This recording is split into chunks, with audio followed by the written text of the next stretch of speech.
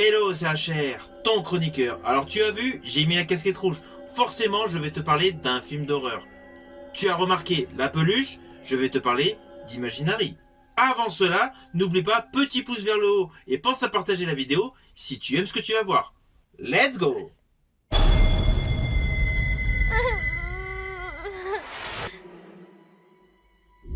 Chaque culture leur donne un nom. Nous les appelons les amis imaginaires. Ce n'est pas parce que vous ne croyez plus en eux qu'ils n'existent plus. Ils sont en colère parce que vous les avez abandonnés.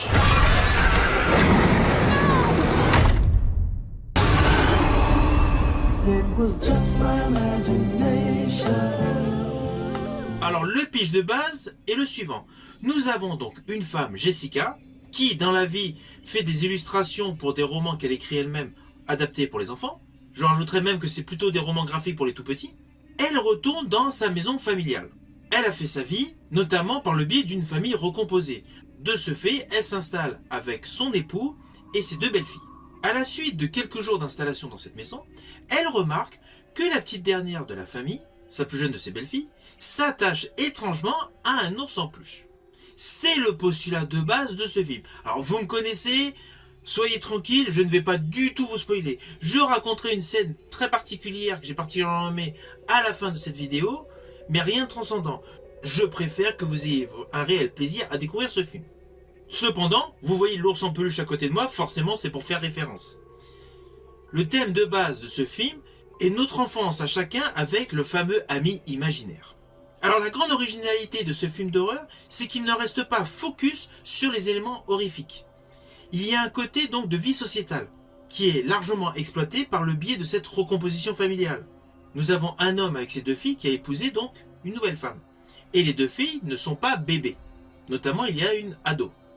Donc forcément vous imaginez les moments conflictuels avec la belle-mère.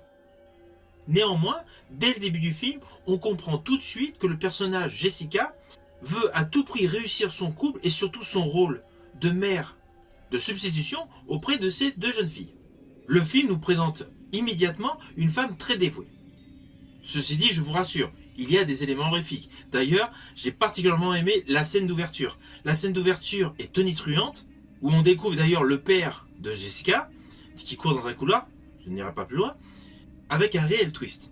Et en fait, cette image horrifique qu'on a au tout début du film, et cette manière aseptisée de l'impliquer dans le récit, est en fait une présentation générale de ce qui est fait tout au long du film.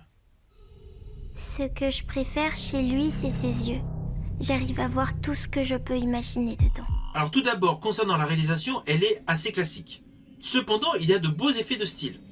Je pense notamment pour les plans séquences, on passe d'une scène à une autre. J'ai bien aimé l'effet ascenseur. On est donc devant un moment précis de Jessica qui est en train de faire une activité. La caméra descend, on tombe sur Jessica qui fait une autre activité. J'ai bien aimé cet effet ascenseur dans les plans séquences. À cela s'ajoutent de bons effets visuels en termes de make-up. Les maquillages sont particulièrement réussis. Et tout ce qui est CGI, il y en a, c'est bien réussi. De ce fait, on peut dire de manière globale, tout ce qui est make-up, VFX, CGI est bien réussi.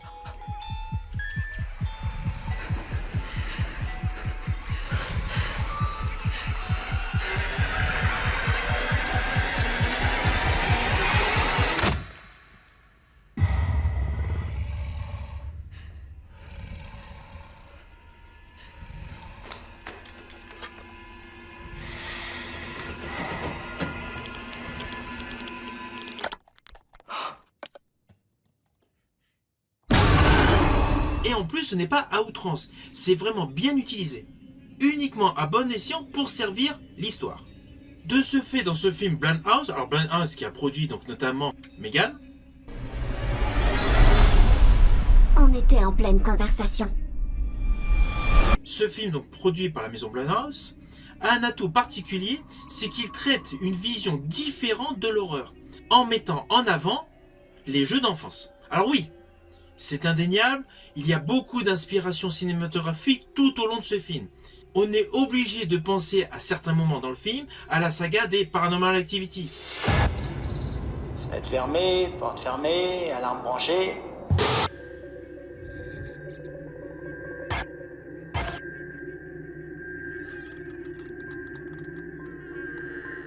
tout comme le film Poltergeist.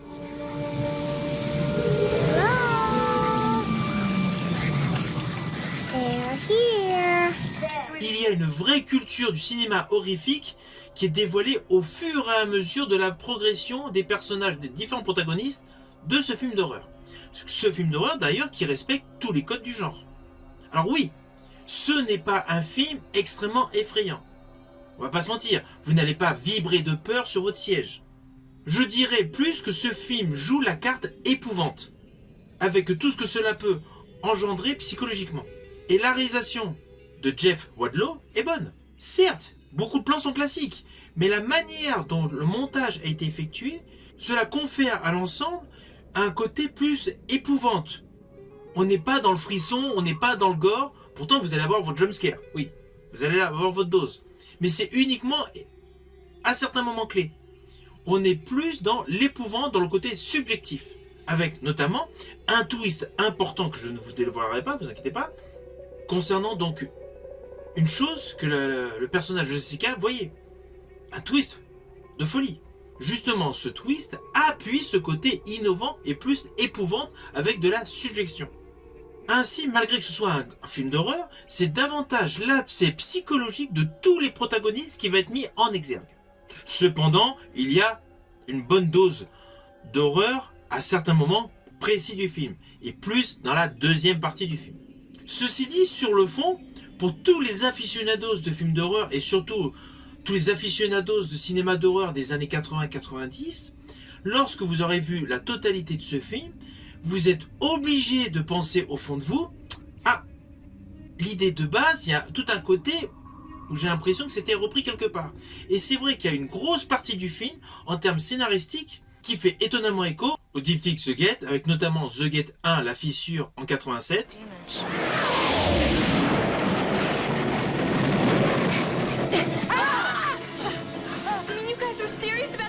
Et sa suite, The Gate 2, en 90. Inside the circle! It's working! This time, it's not coming through your backyard. Alors côté casting, dans le personnage de Jessica, nous retrouvons DeWanda Wise. DeWanda Wise que j'avais découvert dans Jurassic World de 2022. DeWanda Wise qui a en fait une carrière qui a débuté en 2007 et qui se partage entre le cinéma et la télé, joue honnêtement correctement son rôle. Chaque plan séquence où elle doit présenter des émotions différentes, elle joue le jeu. À ses côtés, donc, il y a deux jeunes filles. Alors, honnêtement, ces deux jeunes filles, avant ce film, je ne les avais pas vues. Cependant, l'homme qui fait le rôle donc, de son époux dans l'histoire, donc Tom Payne, je l'avais particulièrement apprécié pour son interprétation dans la saga The Walking Dead. Alors oui, ce n'est pas un casting de superstar, mais tous les acteurs sont convaincants, et notamment l'acteur qui interprète le père de Jessica. Toute la distribution est correcte. Alors attention à ce que je vais dire, cela s'apparente à un spoil, c'est un spoil mais c'est plus par rapport à un côté visuel. Il y a une scène que j'ai particulièrement aimée, surtout la manière dont elle a été réalisée, c'est une scène où les protagonistes principaux de ce film déambulent dans des dédales de couloirs à damier. Le fait de circuler dans tous les sens avec par moments donc les portes qui s'ouvrent, qui se ferment, avec ce damier donc noir et blanc, j'ai particulièrement aimé ce réalisme. Et surtout l'effet trompe-l'œil. On ne sait plus dans quel sens on est, vertical, horizontal, voilà. J'ai particulièrement aimé ce plan séquence, ces plans séquences d'ailleurs, qui présentent cet état de choses. Cela fait monter une certaine adrénaline. Et le côté visuel est bluffant. It was just my imagination.